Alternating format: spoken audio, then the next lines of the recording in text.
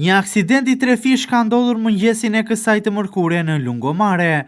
3 automjete janë përfshirë në këtë aksident në shëtitorin e Vlorës.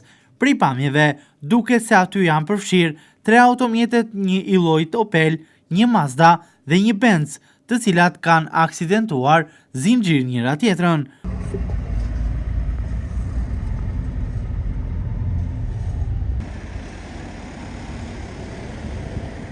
Sipas burimeve nga policia e Vlorës, mjeti Opel ka frenuar në momentin e fundit përpara vizave të bardha për të kaluar këmbësorët, të cilët do të hidheshin nga njëra anë e rrugës në tjetrën. Më pas, 2 automjetet e tjera, Mazda dhe Benz, të cilat kanë qenë nga pas, kanë goditur Opelin, por më pas edhe njëra tjetrën, duke shkaktuar dëme materiale tek të dyja mjetet e para, por kryesisht edhe tek mjeti Benz.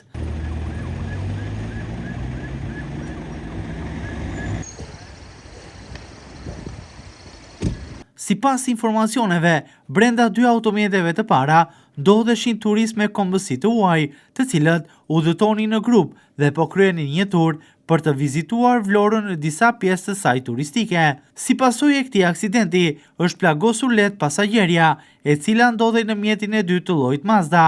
Është dërguar për ndihmë mjekësore në Spitalin Rajonal të Vlorës, pasi ka marrë plag në pjesën e këmbës.